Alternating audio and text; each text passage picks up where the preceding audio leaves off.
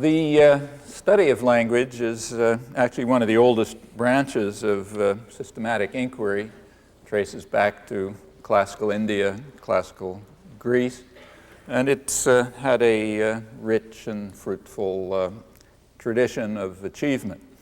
From another point of view, the study is quite young. The major research enterprises of today took shape only about 40 years ago, when some of the leading ideas of the tradition were revived and reconstituted. That opened the way to what proved to be quite productive inquiry into the nature of language, into problems of use and acquisition of language, and a number of related issues. Throughout this long period, the study of language has often been pursued in fairly intimate relation to investigation of higher mental faculties more generally, to what roughly we can call problems of mind. And that was also true of the recent revival. The recent revival of many traditional ideas and concerns followed a similar course. It was part of a more general reconsideration of questions of mind. It's sometimes called the cognitive revolution of the 1950s. Whether the term revolution is accurate or not could be debated. I'm one of those who's rather skeptical about it. But whether one likes the term or not, there was clearly an important shift, a shift of perspective. The shift was from the study of behavior and the products of behavior, like, say, texts, to the inner mechanisms that enter into thought and action and interpretation. So from the cognitive perspective, behavior and its products are not the object of inquiry. They are simply data of whatever interest they are. Their interest would be derivative. They would be of interest insofar as they provide evidence about the inner mechanisms and mechanisms of mind, how they operate in executing actions or interpreting experience, and the ways in which they come to assume the forms they do from the embryo to maturity. So these are the topics of inquiry, different topic, and from the point of view, if one adopts this topic as the focus of inquiry, then no data have any privileged status. The properties and the patterns that were the focus of attention in structural linguistics, they may find a place, but a different one. Their place will be phenomena to be explained alongside of countless others in terms of the inner mechanisms. As for observations of behavior, they can be significant from this point of view, but again, derivatively, insofar as they provide evidence about the inner mechanisms, and that will typically prove to be the case, as in every other domain of inquiry, when the observations are carefully selected or obtained by direct experiment in ways that are guided by whatever theoretical understanding has been achieved, and selected or obtained as answers to questions that are raised internally to some research program. So the record of events, a videotape of what's happening, is not instructive. There's no particular point in trying to match observations of external or if you could do it, internal events. Rather, these events are interesting insofar as they help us to discover essential properties of the inner mechanisms and the principles by which they function. There really should be no need to tarry on these matters because all of this is common to rational inquiry generally and familiar in the sciences to the point of truism. Well, the approach at the time was criticized as mentalistic, and the term is not inaccurate. It's fair to call it mentalistic, but in what ought to be, I think, an innocuous sense. It's mentalistic in that it's concerned with what we might call the mental aspects of the world, which stand alongside of others, the mechanical and optical and electrical and chemical and other aspects of the world. It undertakes to study a real object in the natural world, primarily the brain, its states, its functions, and its development, and in this manner to move the study of mind towards eventual integration into the biological sciences, although it might be more accurate to say the other biological sciences, so it's in that it's conceived from this point of view as among the biological sciences. Well, as to the course that eventual unification might take, if there ever is one, we can't say any more than could ever have been said in other cases. So take, say, the case of chemistry and physics, an example of fairly recent unification, in fact, about 60 years ago. Notice that was unification. It was not reduction. Chemistry had seemed to be irreducible to physics. That was a fact that had led many eminent scientists to dismiss talk about its hypothetical entities, for example, valence or chemical bonds, as, I'm quoting, as metaphysical twaddle, as the theses of chemistry had no claim to truth. The entities that were postulated had no reality. None of this was anything more than a very crude way of representing certain known facts about chemical reactions. I'm actually quoting America's first Nobel Prize-winning chemist in the 1920s, referring to attempts to explain this metaphysical twaddle in terms of the early Bohr atom, which was more metaphysical twaddle. Earlier, molecules had been dismissed, not much earlier, early in this century. Molecules had been dismissed as simply calculating devices. Boltzmann, for example, described his theory of gases as just a convenient analogy. Poincaré said that we believe in molecules only because we're familiar with the game of billiards. These are nothing more than ways of giving rough approximations to the phenomena that occur. The same attitude had been taken towards Kekulé's structural formulas for complex molecules and, in fact, other theoretical constructs. Well, that's not very long ago. It was, as understanding progressed, we're now back in the 1920s, it was discovered that chemistry not only seemed to be irreducible to physics, but indeed it was irreducible to physics. There was a unification. It was achieved in the 1930s, but only after radical changes in physics. The proposals about the nature of chemical reactions and chemical affinity that had been ridiculed as absurdities, maybe calculating devices, they became cardinal principles of the new quantum mechanics, quoting from a recent standard history of chemistry, which goes into this. And I think there's something to learn from this history. It's rather recent history, notice. And furthermore, it actually fits within a very standard pattern, which is repeated over and over since the 17th century. If there was time, I'd go into it, but I'll leave it at that. There are lessons there. The analogies to discussions in philosophy of language and mind are not precise, but I think instructive. Well, in retrospect, we might say that the properties of matter that had been discovered by the chemists served as some kind of guidelines for the creation of the new physics, which at last was able to be unified with chemistry, again, not by reduction.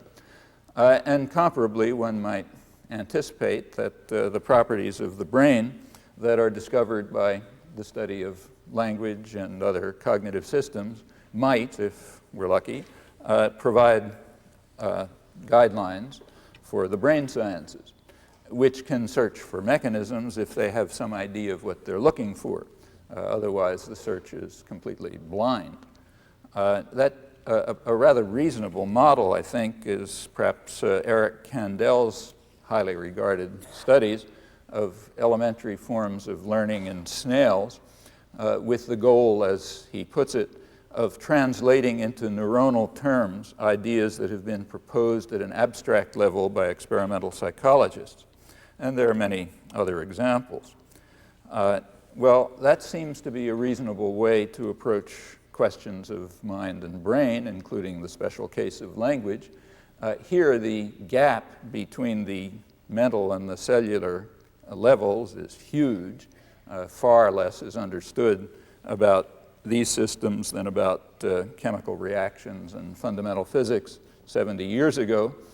And only an extreme dogmatist would rule out the possibility that some new perspective may be necessary, as has frequently been true in the past several hundred years, and rather dramatically about 60 years ago. In general, the mentalistic approach is a step towards scientific naturalism.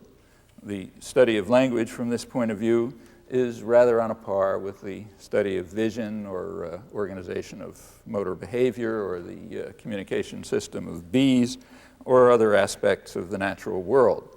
I don't know of any reason why the issues should be approached in any different way when we turn to mental aspects of the world, to human higher mental faculties. Let me stress that what I just said is not uncontroversial, so far from it. And the same is going to be true of what follows.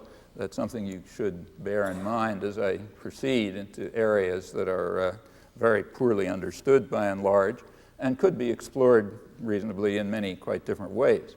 I'm going to follow a particular path. I can't possibly hope to and won't try to consider many alternatives or objections that can be and in fact have been raised. I mention that here just as a warning flag. You should listen with a rather skeptical ear and try to determine whether this picture that I'm going to try to sketch makes any sense. I think it does. A lot of other people do not. That's for you to decide.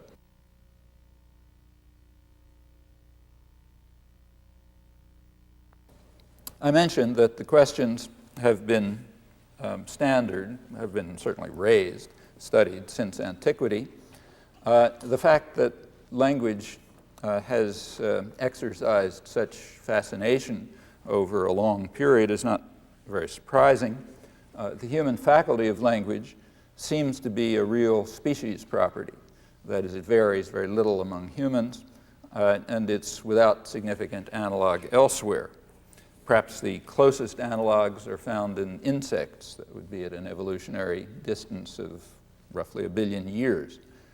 For example, the communication system of bees shares with humans an unusual property, the property sometimes called displaced reference, the fact that, say, I can describe to you the arrangement of the furniture in my home, and you can understand what I'm saying, though it's not in my sensory field or in yours. Bees can do something more or less similar. They can describe to other bees or indicate to them the direction and position and quality of a flower, though the flower is not in the sensory domain of any of them. That particular property, a very elementary property of human language, that seems to be not found elsewhere in nature, and it seems to be extremely hard to induce experimentally in other animals. It's been tried, but without much luck.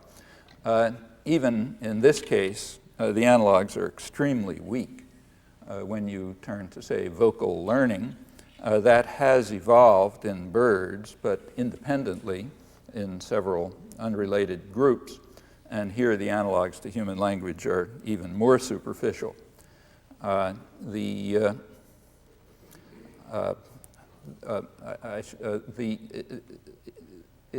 general, among vertebrates, it's commonly been noted, among vertebrates, any kind of analogy to even the basic properties of human languages seem extremely rare and very hard to induce.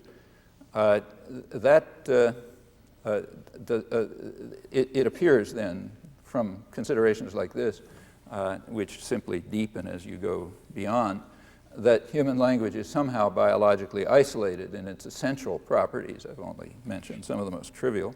And it also seems to be quite a recent development from an evolutionary perspective. Just to dispel some occasional misunderstandings, it doesn't follow from that the elements of it are recent from an evolutionary perspective. So, for example, cells have been around for a long time. The question is whether the system as it functions and exists is recent, with its particular properties, is recent from an evolutionary perspective, and it appears to be so. And that may indeed involve principles that are really not discovered elsewhere in organic nature. Wouldn't be too surprising to find that. And so it appears to be. In any event, putting aside occasional misunderstandings about evolution, there is no serious reason today to challenge the Cartesian view that the ability to use linguistic signs to express freely formed thoughts marks, in Descartes' words, the true distinction between man and animal or machine. And that's true whether by machine we mean the automata that captured the imagination of the 17th and 18th century, or those that are providing a stimulus to thought about these matters today. Whether constructively or not is another question that I'll put aside, registering some skepticism by tone of voice, perhaps. Furthermore, the faculty of language enters quite crucially into just about every aspect of human life, human thought, and human interactions. If there were a Martian scientist who was observing the strange doings on Earth, he could hardly fail to be struck by the apparently rather sudden emergence and the significance of an apparently unique form of intelligent organization.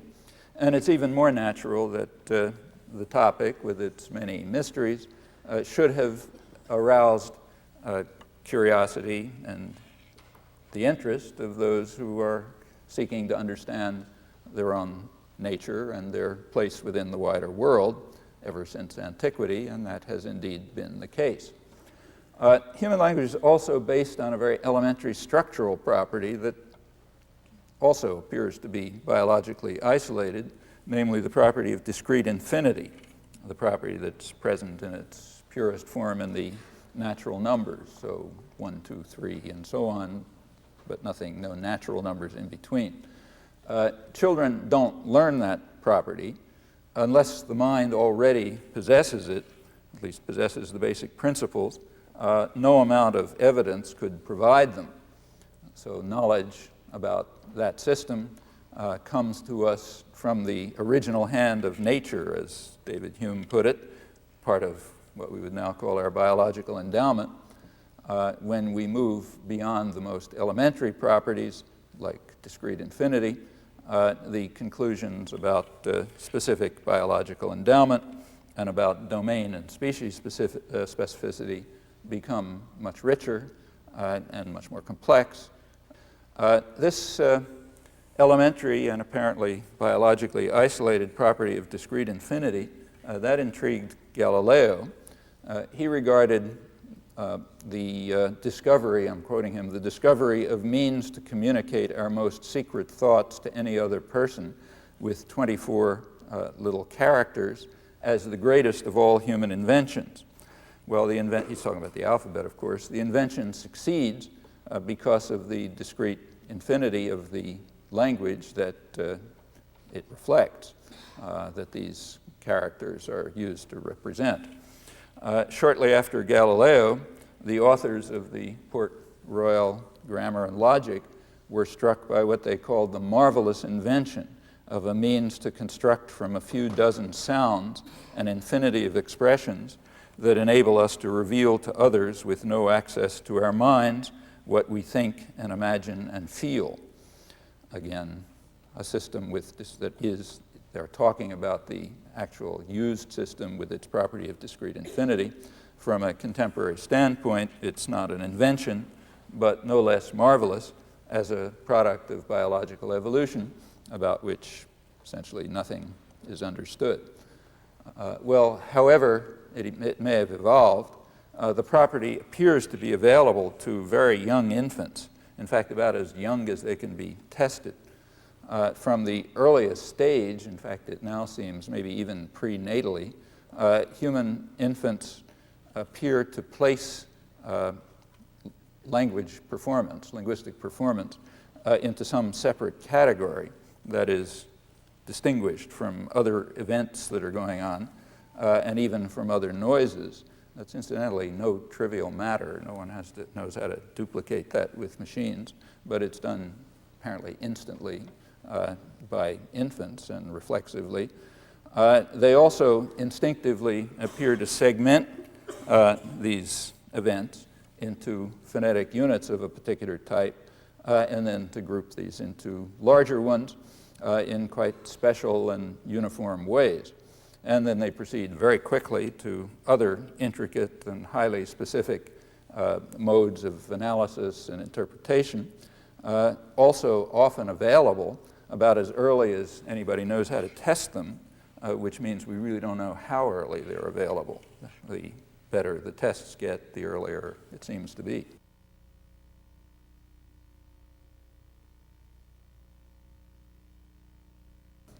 The faculty of language that somehow identifies the linguistic behavior and places it into a distinct category and then proceeds to deal with it in its own peculiar ways, that faculty can reasonably be regarded as a kind of language organ in the sense in which scientists refer to the visual system or the immune system or the circulatory system as organs. Understood in this fashion, conventional fashion, an organ is not something that you can remove from the body, leaving the rest intact. It's a subsystem of a much more complex structure with distinctive characteristics, and one identifies it in the hope of coming to approach an understanding of the full complexity by investigating components of this kind and their interactions. And the study of the language faculty proceeds in very much the same way. Well, let's assume further that the language organ is like others in that its basic character is an expression of the genes. How that happens remains a distant prospect for inquiry, but we can investigate the genetically determined initial state of the language faculty in other ways. Evidently, each language is a result of the interplay of two factors. One of them is whatever the genetically determined initial state is, and the second is the course of experience. We can rephrase that observation without changing anything by thinking of the initial state of the language faculty as a kind of a device which operates on experience and turns it into the language that is attained, which we can think of as being just a state of the language faculty. Looked at that way, which just rephrases the observation, the initial state of the language faculty you can think of as a kind of an input-output device, the kind one knows how to study. An input-output device where the input is the course of experience and the output is the language attained, that is the state of the language faculty attained. Here, notice the output is internal, that is, it's a state of the language faculty.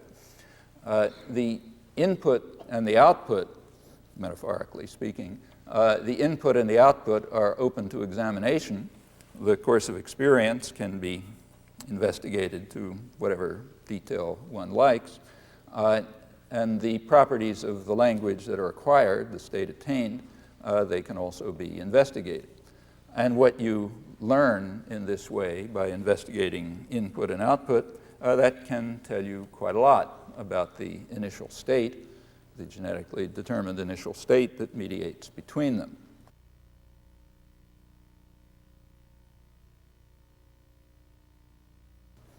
Well, we can learn a great deal more about the genetically determined initial state by appealing to a really uncontroversial fact, namely that the initial state is common to the species.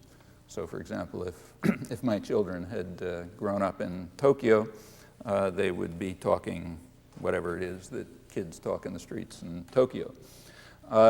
Therefore, and that's true quite generally as far as we know, so it follows then that evidence about Japanese bears directly on assumptions about the initial state for English, and so on, much more generally. Proceeding in this way, it's possible to establish quite strong empirical conditions that have to be satisfied by the theory of the initial state of the language faculty, a theory that's sometimes called universal grammar these days. That's adapting a traditional term to a rather different framework. These conclusions about universal grammar, about the initial state of the language faculty, they can be strengthened further in many ways, for example, by psycholinguistic experiments, which aim to establish what children know, typically with very little direct evidence, often none at all. And proceeding in such ways, one can learn quite a good deal about the initial state of the language faculty, and also formulate some rather serious and interesting problems for some eventual biology of language. One problem is, how do the genes determine the initial state? A second is, what are the brain mechanisms that are involved in the initial state and the later states that are attained? And thirdly, how do these states of the language faculty interact with other systems of the mind and the brain as language is used to express our thoughts, to interpret what we hear, or whatever else we do with it? Well, these are extremely hard problems. Even at the peripheral levels of the motor systems, where you can almost sort of see the things that are there, even there it's extremely hard to answer questions like this. And that's also true for much simpler organisms and systems where direct experiment is possible, intrusive experiment. However, it may be that some of these questions are at least at the horizons of inquiry through the use of non-intrusive technologies of the kinds that are coming along. Studies of the electrical activity of the brain, for example, have led to some suggestive and rather surprising results in the last few years. There's no doubt that many of these questions could be answered, maybe pretty conclusively, if intrusive experimentation were possible. That's, of course, barred for obvious ethical reasons. Rightly or wrongly, these ethical considerations are held not to apply to other organisms, and a great deal has been learned about, say, cats and monkeys, for example, by implanting electrodes in the brain or raising them in controlled environments and so on. These investigations provide evidence about humans as well, insofar as the brain structures are similar. So a lot of what's known about, say, human visual systems or organization of motor behavior is based on the assumption that it's more or less similar to systems of other similar organisms, where it's can be investigated directly under the conditions that we allow ourselves, again, rightly or wrongly. However, essentially nothing is learned in this way about language, and the reason is because of the apparent biological isolation of the language faculty. You can't investigate the language faculty of a cat or a monkey the way people investigate its visual system and expect to find out something about the human language faculty because the faculty just doesn't seem to be there. I should mention that despite a lot of apparent controversy about these things, there's also a considerable range of consensus, which should be borne in mind, about the species specificity and the domain specificity of the faculty of language. For example, it's recognized, often tacitly, that verbal behavior constitutes a separate domain, different from other events and even different from other noises. That's just taken for granted, in fact tacitly, by the most radical forms of behaviorism, by paradigms like the radical translation paradigm that's familiar in philosophy and so on. It assumes that verbal behavior is somehow there, separate. How is not so easy to say, but it assumes it's there, which amounts to assuming that there's a faculty of language. It's also assumed, usually tacitly, that intrusive investigation into other organisms isn't going to tell you anything about this domain. That's why it's not proposed. And in fact, investigation of other human mental faculties, like, say, organization of motor behavior, also doesn't tell you about it, and that's sort of tacitly agreed.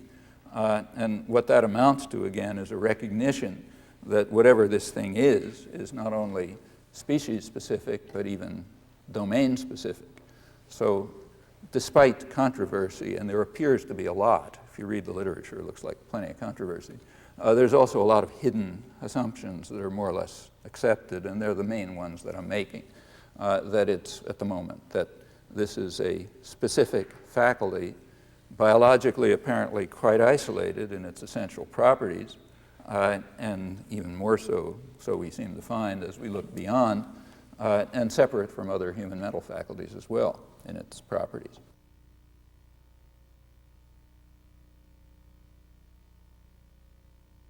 Well, this approach that I've been outlining, it's concerned with the faculty of language, with the initial state, the states that it assumes.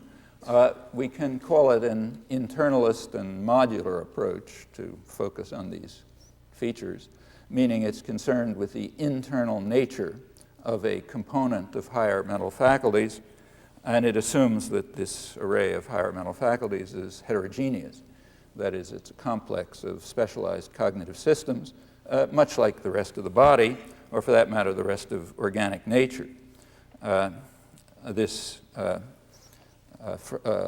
view, we study human mental faculties, higher mental faculties, including language, pretty much the way we study the visual system, the system of motor organization, birds, bees, complex molecules, and so on. That doesn't seem like a very outrageous proposal, though it's considered so. In any event, I think the evidence tends to support it, rather powerful evidence, that you can determine by looking at it more closely. I'm not really arguing the point, just pointing to it. We learn most about this, for the moment at least, from the study of the systematic properties of the language faculty and of other systems. But there is supporting evidence, increasingly interesting, from quite a few other sources. For example, by now there's a good deal of evidence about dissociation of language and other cognitive abilities. That means we find cases of language abilities intact and other cognitive abilities not intact, and in fact, conversely. There's a lot of quite interesting work on this. There are special kinds of language impairment, for example, which reveal very specific kinds of disability.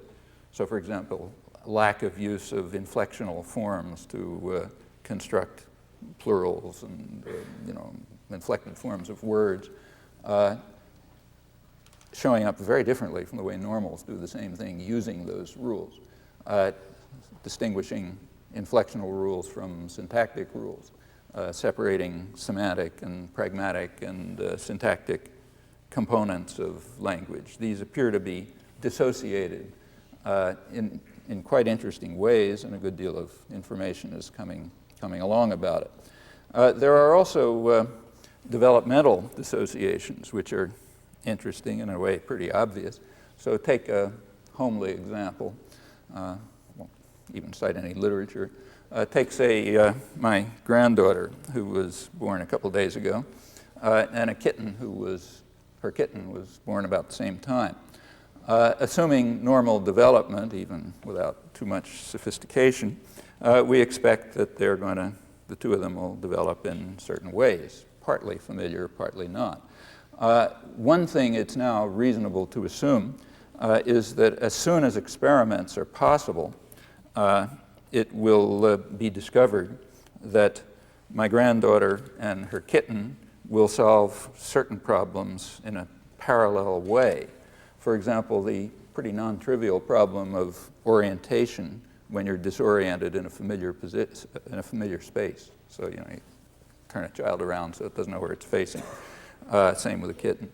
It turns out that apparently across mammals generally, these kinds of problems are solved by looking for particular kinds of cues and not others, like geometrical cues, but not other very salient cues like color or smell and so on.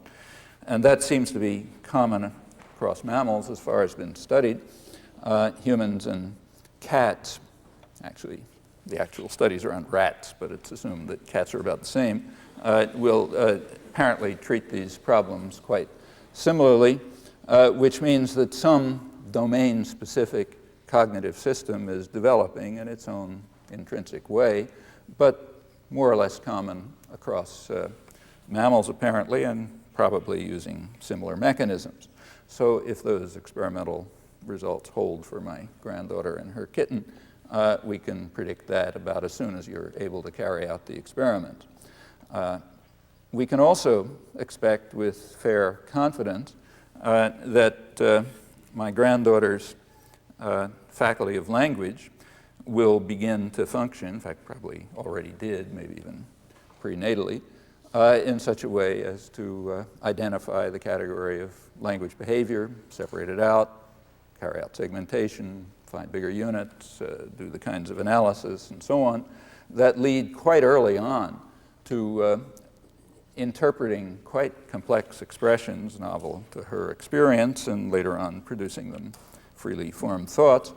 And we can also be reasonably certain that that won't happen with her pet kitten, who is subjected to essentially the same experience. That seems about as obvious as the fact that one of them is going to grow fur and a tail and walk on four legs and so on, and the other won't. In fact, the evidence is maybe even better in this case. But anyway, seems to sort of be comparable. And that, again, leads us to some conclusions, namely that, at least tentative ones, that these separate cognitive faculties are developing in quite different ways. 0 ways for the kitten in one case, more or less the same way for the kitten and my granddaughter in the other case. And furthermore, all of this just seems to happen, rather like growing tails and fur and so on. It isn't anything that the child does. There's no way of teaching it. Nobody would know how to teach it. It's just something that kind of happens to the child and to the kitten. Rather like other aspects of growth and development, which is where it seems to fall. In fact, it's questionable. We might ask whether we should even use the term learning to refer to any of these things. Learning is a pretty vague term, and you can use it the way you want. But the conventional properties that are associated with learning, at least as it's made more or less sharp, don't seem to hold in these cases. Looks more like a process of growth. That's terminology, and nobody cares. But the general characteristics seem reasonably plain. And that kind of investigation into dissociation under pathology or dissociation under development and so on, that seems to lend further support to the internalist and modular approach to human higher mental faculties, for which at the moment most of the evidence comes from direct analysis of their properties, though I think it's convergent. Well, Again, these conclusions seem to me reasonably plausible and well established, but not innocent. They run counter to prominent currents of contemporary thought, so I raise again that same warning flag. That's true both of the internalism and of the modularity. Nevertheless, I'll continue on the same path.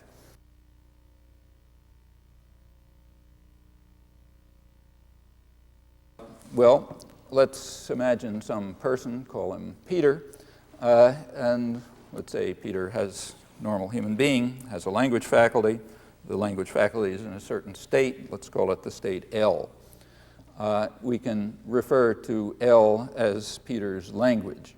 To use a technical term to avoid confusion, we can call it his internalized language. It's the internalized variant of whatever one might want to call language. And that's the way I'll use it. So we'll say Peter has L. Peter has the language L. By that I mean Peter's language faculties in state L. Understood in this way, a language is something like a way to speak and understand. That's one traditional conception of language. It's a cognitive system. It stores information. It's embedded in other systems, performance systems, that access and use that information. And again, when I'm referring to language, I mean internalized language in that sense, state of the language faculty. Notice that that's different from ordinary usage in some respects. So for example, in ordinary usage, we don't have any way to refer to the language of my granddaughter who was just born. She plainly has one. There's evidence for that. But we have no way of talking about it. We can't say what it is. Obviously, it's not English. We also have no way of referring to the language of her 5-year-old brother. We can't say what language he's talking either. What we do say about her 5-year-old brother is that he's on the way to learning a certain language, in his case, Spanish. So he's on the way to learning Spanish, but he doesn't really know it, and he's making all kinds of mistakes about it. But we can't say what language it is that he is speaking, or the other kids in the street who are doing whatever he's doing. Our ordinary concept of language has some kind of teleological component to it. You know, it's what it's kind of aiming at. And also has all sorts of normative components and socio-political components and so on. And that makes it just impossible even to use the term to describe whatever it is that children are doing when they're growing these things in their heads. And all of that I want to abstract away from. There's nothing wrong with those usages. They're fine, you know, get along fine using them in ordinary life. But they're very much out of place, those usages, whatever they are, when you try to introduce them where they don't belong into an attempt to gain some understanding, some theoretical understanding of what is going on when these systems are taking shape in the mind and coming to be used and then finally are used in expressing thoughts and interpreting things. That's about that kind of move would be more or less like, you know, say listening to a lecture in a physics course and hearing somebody talk about work and raising your hand and bringing up this morning's unemployment statistics. You've missed the point, you know. At the very earliest stages, the very earliest moments, inquiry in general, certainly any kind of science, departs very quickly from ordinary usage with all of its complex and interesting properties, fine where it belongs, but keep it out where it doesn't belong. The use of question about language is one case. So notice incidentally that in the case of, say, my 5-year-old grandson, whatever it is he's doing and his friends, if all adults were to die, let's say, and somehow children 5 years old were to survive, whatever it is they're doing would end up being a perfectly fine human language, just one that doesn't exist, okay? Now, but it would be one of the languages that the language faculty permits, just doesn't happen to be around by accident. But we don't have any way of talking about it. Well, again, that's not a criticism of the way we talk, but it's a criticism of an attempt to use that way in trying to understand these topics. It doesn't belong in that domain. So again, when I talk about a language, I'm talking about something very specific. namely the internalized language, the state of the language faculty. Actually, if we had more time, I would say that even that's improper, but let's leave it at that. Adapting another traditional term to a somewhat new framework, we can use the term grammar to refer to the theory of the language. So let's go back to Peter. Whatever language he has, we can call the theory of what language he has the grammar of his language. Sort of similar to the traditional term, but not exactly. Peter's language, Peter, of course, himself doesn't know the grammar, any more than he knows the theory of the organization of his motor behavior. But he does know his language, or so we say. I'll come back to that. Peter's language, that state of his language faculty, that determines an infinite array of expressions. Each of those expressions has its sound and its meaning. In technical terms, one says that Peter's language generates the set of expressions, the infinite set. And therefore, a theory of Peter's language is called a generative grammar. Well, that's terminology. What's the expression? Well, we can understand the expression to be just a complex of properties. The properties of an expression, say book, provide instructions for Peter's performance systems, that is, for his articulatory apparatus, for his modes of organizing thought, and so on. And with the language, the cognitive system in place and the performance systems in place, with all that in place, Peter has a vast amount of knowledge about the sounds and meanings of expressions and corresponding capacities to interpret what he hears, to express his thoughts, to use his language in a variety of other ways, all in ways that depart quite radically from his experience. Well, we have to be careful, let me stress this again, not to be misled by ordinary ways of talking about these things. Again, perfectly unproblematic in themselves, but a source of confusion if they're introduced uncritically into attempts to develop theoretical understanding. I already mentioned the case of language, but it gets worse than that. English happens to have an idiosyncratic usage, which isn't matched in many similar languages. If we say that Peter knows his language, other languages talk about it differently. They say Peter speaks the language or has the language or something like that. The English usage, the rather idiosyncratic English usage, Peter knows his language, that can tempt us, if we're uncritical about it, to wonder about the cognitive relation that holds between Peter and his language. When Peter, say, Pedro in Spanish, if Pedro knows Spanish, we can say, well, what kind of cognitive relation is that? And what kind of an entity is it, this thing, Spanish, that Pedro knows and that my 5-year-old grandchild doesn't know, that though maybe someday he'll get to know it in a couple of years. Well, I don't think there's any way to make any sense out of these questions, and I think they should be abandoned.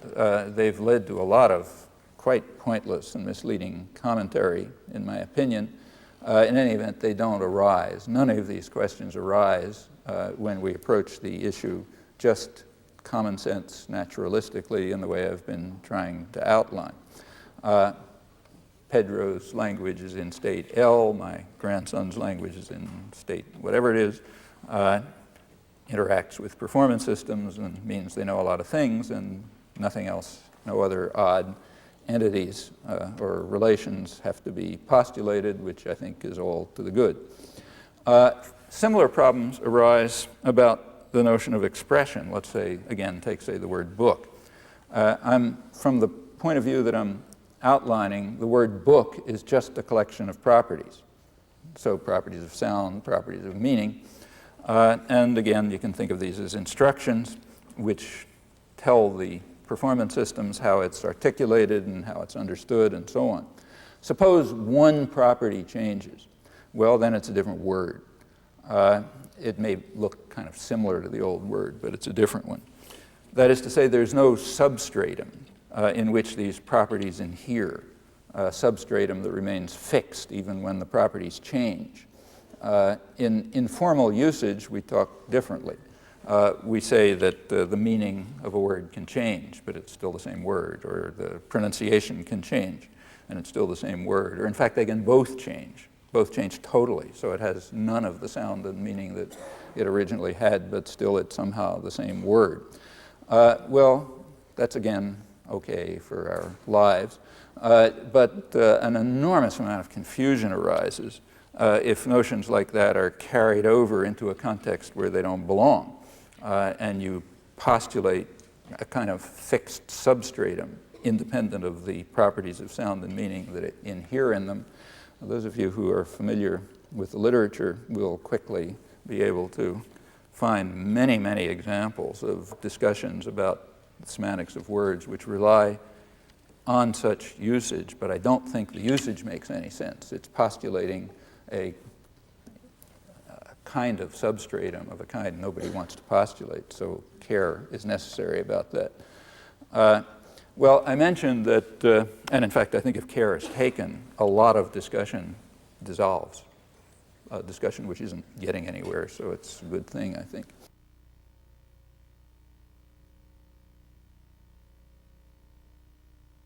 I mentioned that generative grammar arose in a context of what's called the cognitive revolution, which reshaped and revived many of the insights and the achievements and also the quandaries of the first cognitive revolution of the 17th and 18th century. Now that one was part of the general scientific revolution that very radically modified our understanding of the world.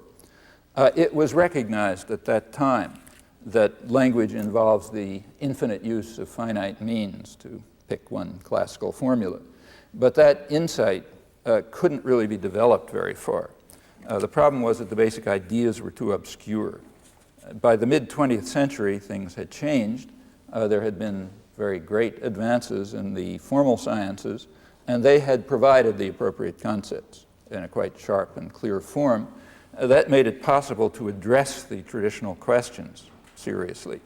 That is, to try to give a precise account of the computational principles that generate the expressions of a language, and in that manner to capture, at least partially, the idea of infinite use of formal meanings.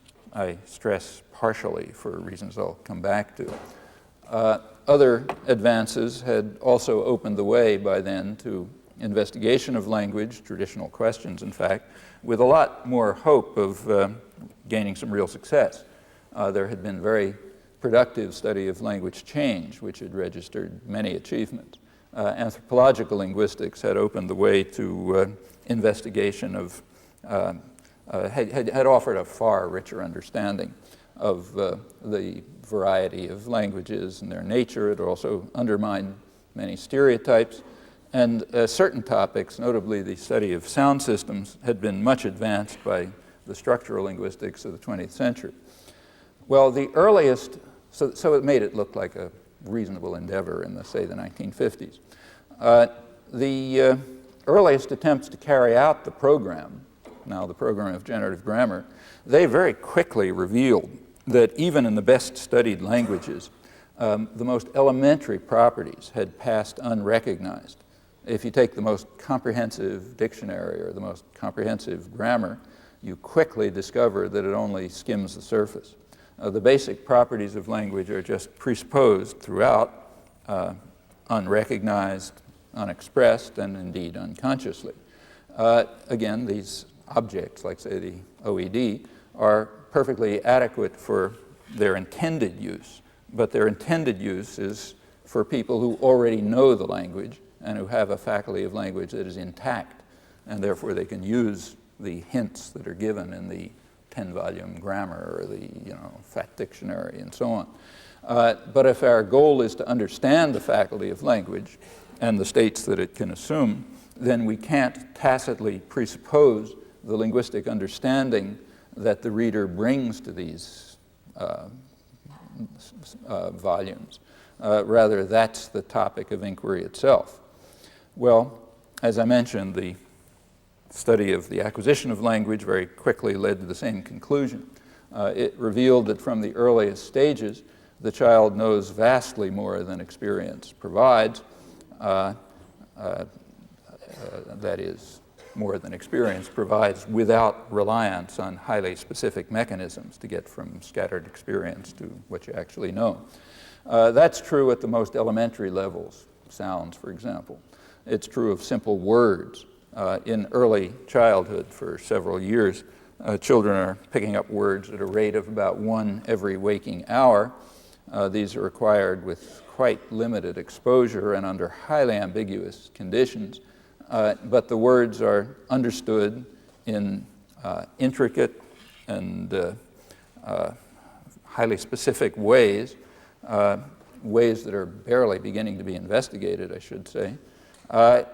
They're also understood in ways that are uniform. So like within a language, everyone understands them the same way, which is dramatic enough, but they're also uniform across languages, which is even more dramatic. When you move beyond simple words, the conclusions only become more striking. The environment obviously matters, but it seems that the general course of development and the basic features of what emerges from it, these appear to be predetermined by the initial state. However, the initial state is common to humans. So it must follow, if this is correct, that in essential properties and even down to fine detail, languages just are cast to the same mold. So imagine again this rational Martian scientist looking at us the way we look at other organisms. He would plausibly conclude, I think, that there's really only one language. Humans speak the same language. There are some differences at the margins. Well, as languages were more carefully investigated from this point of view, it was found that their diversity had been underestimated as radically as their intricacy and the extent to which they're determined by the initial state. At the same time, we know that the diversity and the complexity can be no more than superficial appearance. Those are rather surprising conclusions, in fact, kind of paradoxical, almost contradictory, but they seem undeniable. And they pose in a very stark form what has been the central issue, the central problem for the study of language in the past half century or so. That's the problem of trying to show that all languages are essentially variations on the same theme, while at the same time recording faithfully the intricate properties of sound and meaning and structure in which they superficially at least seem to be quite varied. A genuine theory of language is going to have to meet to satisfy all of these conditions. The conditions have been given technical names. We say that a theory of a language, a grammar, meets the condition of descriptive adequacy to the extent that it gives a full and accurate account of the actual properties of the language, that is, what the speaker knows. And that a theory of a language, universal grammar, satisfies the condition of explanatory adequacy to the extent that it shows how the particular language derives from the initial state under the boundary conditions of experience that then would offer an explanation of the properties of language at a much deeper level. And there's a tension between those goals. In fact, they're near contradictory.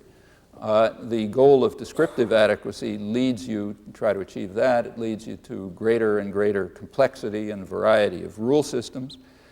If you try to pursue the goal of explanatory adequacy, you're being led to assume that languages are invariant except at the margins. And that's a serious tension, the tension that set the guidelines for research. Well, the natural way to deal with the tension was to just try to cut the Gordian knot right at the beginning. That is, to challenge the traditional assumption, which had been carried over into early generative grammar, the assumption that a language is a complex system of rules, rules that are specific to particular languages and to particular constructions.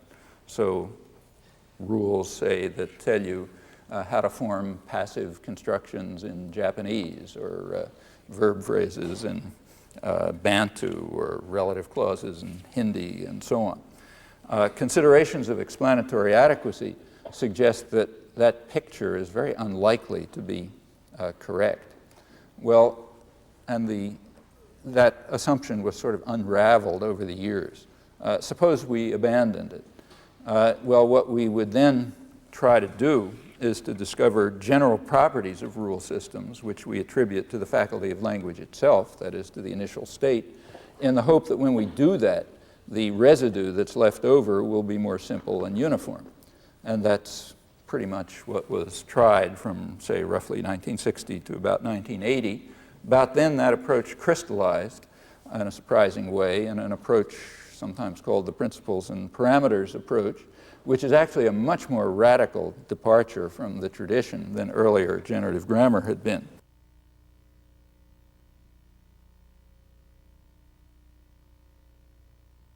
According to this approach, there aren't any rules and there aren't any constructions. So there's no rules for relative clauses in Hindi or passives in Japanese or verb phrases in Bantu. The rules of traditional grammar and early generative grammar, those are decomposed into general principles, invariant principles of the language faculty, which interact and yield the properties of expressions. The constructions are held not to exist. They're just taxonomic artifacts, kind of like terrestrial mammal or something like that, maybe useful for description, but they have no theoretical status. They're just the results of interaction of various principles. The picture, sometimes give a graphic image proposed by Jim Higginbotham. You can think of it as if language is kind of like a network, fixed network that had a switch box associated with it. The network is the universal principles.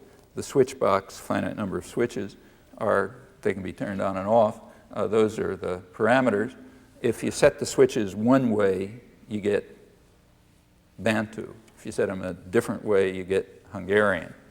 The switches have to be set on the basis of very elementary evidence, because we know that that's how children acquire language.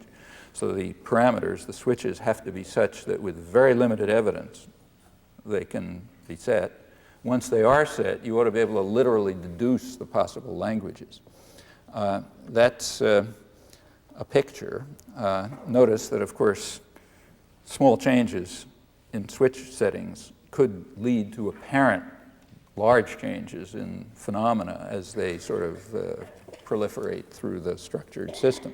Well, that's a program. It's not a finished project by any means. The tentative conclusions are very unlikely to stand, and you can't have any real confidence that the whole approach is on the right track. But as a research program, it's been incredibly successful. It led to a huge explosion of empirical inquiry into languages of an extremely broad typological range. New questions were raised that you couldn't have formulated before, and often rather intriguing answers. And that happened in related fields too. The study of acquisition of language, of processing, of pathology, these were all kind of reformulated in those terms.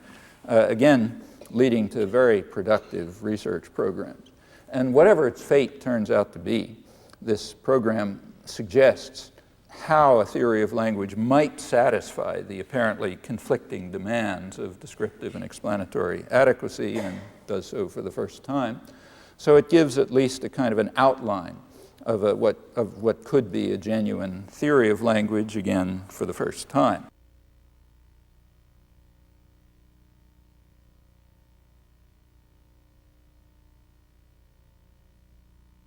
Well, let me finish with at least some brief reference to a couple of other issues that have to do with the way the internalist study of language, as I've been outlining it, how that relates to the external world. So for simplicity, let's just again keep the simple words. Go back to Peter. Suppose book is a word in Peter's language.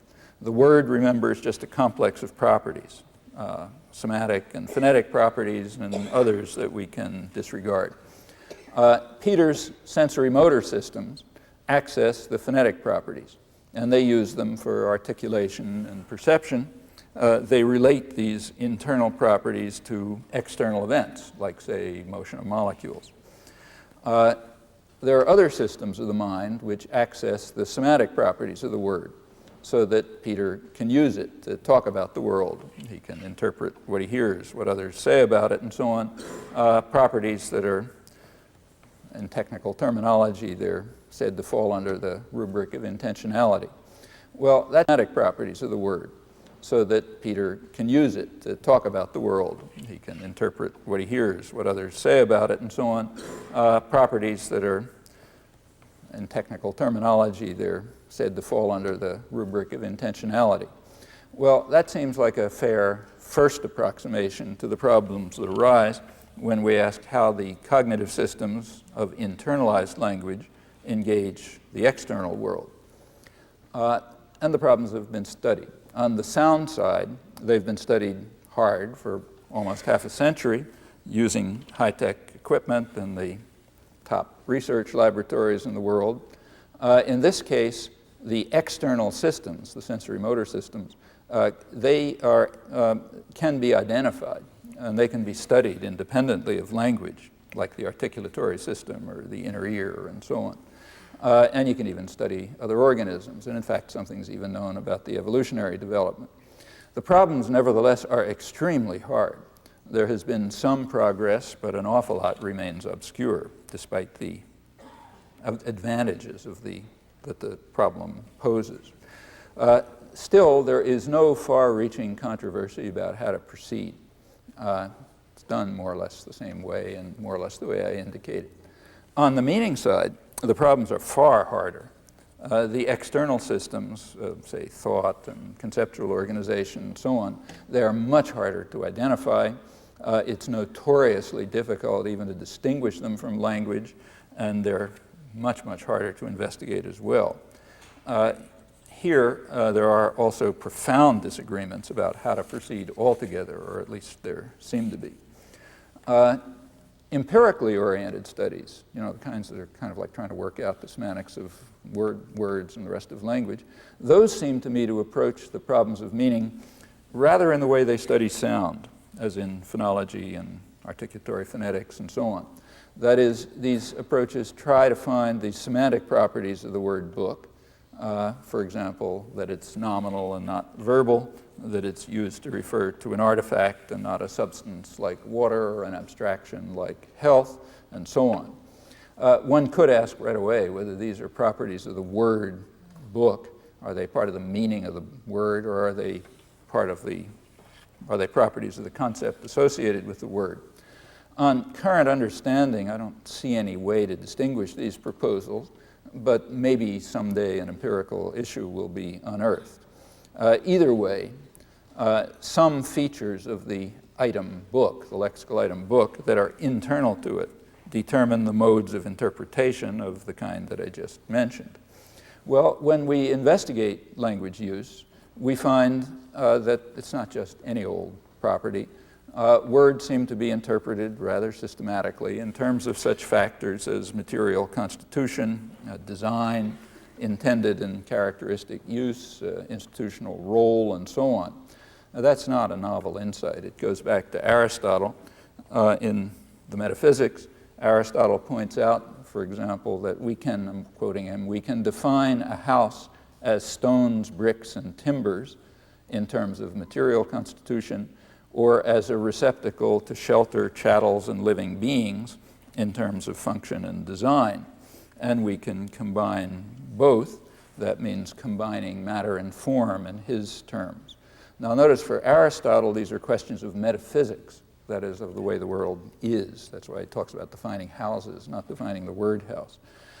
Since the 17th and 18th century, there's been a tendency to reinterpret the analysis in epistemological and conceptual terms. That is, as a property of our interpretation of the world, properties of our cognitive faculties. That's part of what I call the first cognitive revolution. I think that makes a lot of sense, though it remains controversial. It's actually related to the issue of internalism that I've been kind of skirting. Well, assume the cognitive approach, then things or aspects of the world are identified and assigned to categories in terms of such factors as material constitution, design, intended and characteristic use, institutional role, and so on. And I'm now taking those to be semantic features, that is, on a par with phonetic features, the features that determine the sound of the word. Now, the use of language can attend in various ways to these semantic features. So, for example, suppose the library has 2 copies of, say, Tolstoy's War and Peace. And suppose that Peter takes out one and John takes out the other. Question: did Peter and John take out the same book, or did they take out different books? Well, if we attend to the material factor of the lexical items, then they took out different books. If we focus on its more abstract component, then they took out the same book. And we can actually attend to both the material and the abstract factors simultaneously. That would be sort of the analog to Aristotle's combining of matter and form. For example, if we say that the book that he's planning will weigh at least 5 pounds if he ever writes it, or his book is in every store in the country, his book, one thing in one respect and many things in another, but it's only one usage. In more or less similar ways, we can paint a door white and then we can walk through it, the door, using the pronoun it here to refer ambiguously to figure and ground. We can report that the bank was blown up after it raised the interest rate, or that it raised the interest rate to keep from being blown up. Here, the pronoun it, or the so-called empty category, unexpressed category, that's the subject of being blown up, simultaneously adopt both the material and institutional factors. And matters quickly become more intricate as we look beyond very elementary cases like these. Even in simple cases, and even more so in complex ones, the matters are often quite clear, but very far from trivial. So referentially dependent elements, even the most narrowly constrained, say like pronouns or empty forms, empty categories, they observe some distinctions, but they ignore others. And they do it quite systematically in ways that vary for words of different kinds in quite curious ways.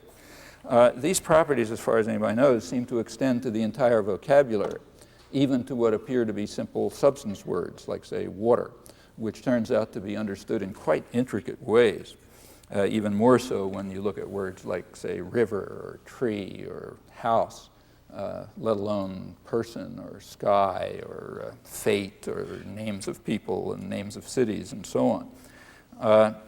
The properties of such terms can be investigated in many different ways. We can investigate them descriptively for particular languages. We can look at language acquisition, generality, cross languages, invented forms, and so on.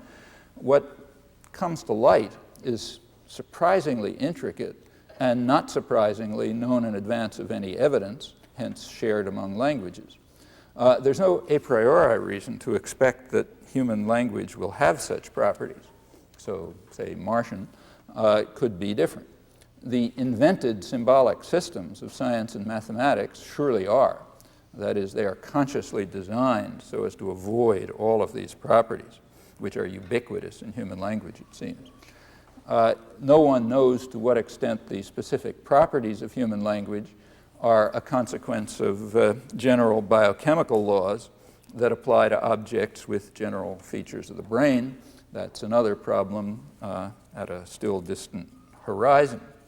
Well, an approach to semantic interpretation in terms more or less like these was, in fact, developed in the first cognitive revolution in quite interesting ways in 17th century, 18th century philosophy. Remember, philosophy then just meant sort of science. Often adopting Hume's principle that, I'm quoting Hume, the identity with which we ascribe to things is only a fictitious one, established by the human understanding. Notice that that's the epistemological, conceptual reinterpretation of the Aristotelian metaphysical version. And that sounds like a plausible conclusion. So, for example, the book on my desk doesn't have the strange properties it does by virtue of its internal constitution, rather by virtue of the way people think and the meanings of the terms in which these thoughts are expressed. That's what Hume has in mind when he says it's a fictitious identity. The semantic properties of words are used to think and talk about the world in terms of the rich perspectives that are made available by the resources of the mind, and that looks rather comparable to the way in which phonetic interpretation seems to proceed. Well, contemporary philosophy of language commonly follows a rather different course. It asks to what a word refers and gives various answers. But the question doesn't seem to have any clear meaning. Perhaps it's misformulated. Personally, I think it is. It seems to me it's a mistaken analogy to technical usages that are designed for formal systems, say for study of arithmetic. The example of book is quite typical. It doesn't make much sense to ask to what thing the expression Tolstoy's War and Peace refers when Peter and John take identical copies out of the library. The answer depends on how the semantic features are used when we think and we talk, one or another way, and in fact in both ways simultaneously, if we like, despite the conflict. In general, a word, even a word of the simplest kind, does not appear to pick out an entity in the world or even an entity in our belief space.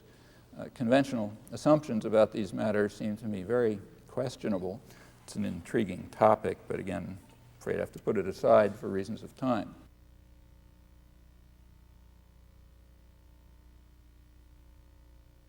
Well, last point.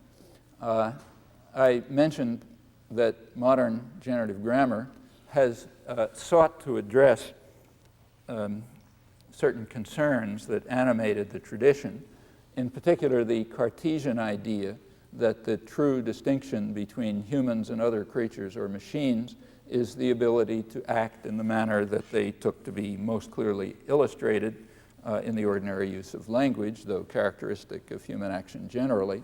That is, without any finite limits, influenced but not determined by internal state, appropriate to situations but not caused by situations or internal state, hence uncaused, coherent, and evoking thoughts that the hearer might have expressed, and so on. And the goal of the work that I've been talking about is to unearth some of the factors that enter into such normal practice. Only some of these, however. Generative grammar seeks to discover the mechanisms that are used, and therefore contributing to the study of how they're used in the creative fashion of normal life. How they're used is the problem that intrigued the Cartesians, and in fact those who followed them, who talked about the infinite use of finite means. Notice, use of finite means. Or going on, say, to Otto Jespersen early in this century, more or less ends the tradition, about how we use the notion of structure in our minds to form free expressions which are new to us and others. That's the use that's being discussed, not the mechanisms. How these mechanisms are used is the traditional problem, and that one remains as mysterious to us as it was hundreds of years ago when the questions were rather clearly formulated, even though a good deal is understood now, which was not understood then, about the mechanisms that are involved. Now, in this respect, the study of language is again very much like that of other organs. So study of the visual and the motor systems has uncovered developed a lot of understanding about the mechanisms by which the brain interprets scattered stimuli as a cube, let's say, or the arm reaches for a book on the table. But these branches of science do not raise the question of how people decide to look at a book or to pick it up. And speculations about the use of the visual and motor system or others amount to very little. It is these capacities manifested most strikingly in language use that are at the heart of traditional concerns. For Descartes, they are the noblest thing we can have and all that truly belongs to us. They're the defining characteristic of human beings and the essence of mind from his point of view. About half a century before Descartes, the Spanish philosopher, physician, Juan Huarte, observed that this generative faculty of ordinary human understanding and action, it's his term for it.